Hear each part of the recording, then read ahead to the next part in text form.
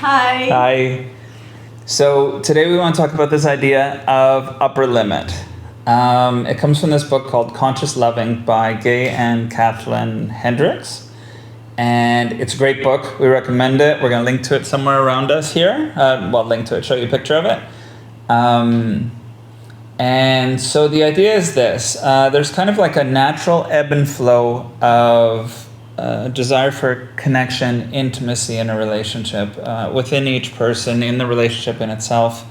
And as you're healing, sometimes you just really need space. And if you're not respecting that space, Not just as you're healing.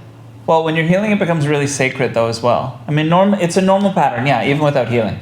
But if you don't take that space, then you get like these blow-ups or fallouts, and it takes a while to kind of figure out, I actually do need space. I don't know how to ask for it, or I don't know how to recognize it. I don't know how to not take it personally because I have an unhealthy attachment, etc., etc. And so the upper limit, and then you can go into it further, is when you have this really close intimacy or connection and these really wonderful moments, and then suddenly the next day everything goes to crap. And it just crumbles, and it's like, why is this happening? Well, they say in the book, the authors, that the upper limit is a sort of self-sabotage. Because due to trauma... Crabs, by the way. Due to trauma, we are accustomed to a limited amount of well-being or happiness.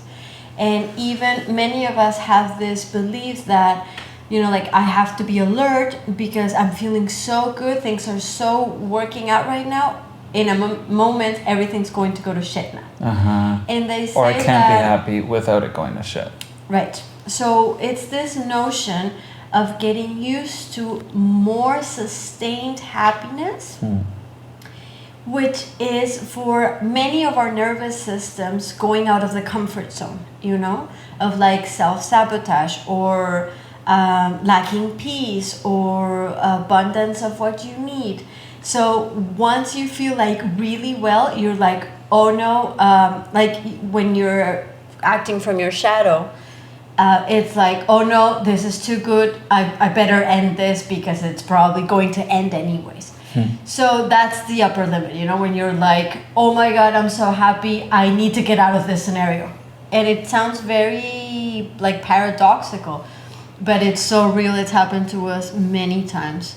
Yeah. One of the advices they give in the book is to just try to become aware of it. When this inner discomfort, inner voice is arising from within, that's I'm feeling, maybe I need some space. It usually comes in the form of wanting space.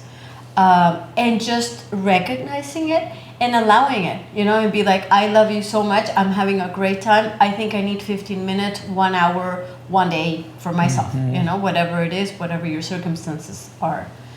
And so we recently, last week, we had our first night somewhere without our children in 5 years. And it was in such a magical spot. We were high on lots of different hormones, and they were all good. Yeah, we found this ridiculous Airbnb that we didn't even realize what it was until we got there. That was on a mountain overlooking the ocean, with nobody around. It felt like we were in a different country or planet. It was almost alien-like.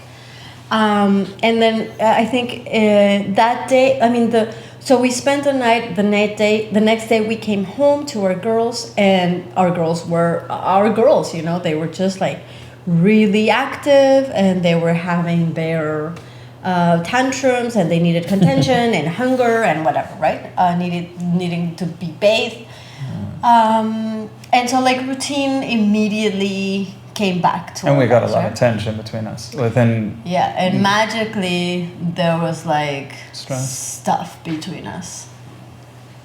Okay, so I'm gonna take it to a really subjective side of this. So for me, the upper limit kind of feels asphyxiating sometimes, where it's kind of and I feel there's pressure on me. It's oh, this is great. Oh my God, you're going to expect this to be maintained forever, And it's it's not really realistic, but it's it's like I'll experience like a contraction, and also like it's like there's like it's almost like an itchiness or irritation in the middle of the vulnerability, where it's like the parts of me that won't necessarily feel as safe when we're totally open, our hearts are open, and we're like exposed to each other. They're kind of vying to get some traction again, you know, to protect me, you know, from my history. You know, it's you know, I have things that I carry, and it's hard for me to be open and vulnerable sometimes, especially very vulnerable, very open, and feel safe.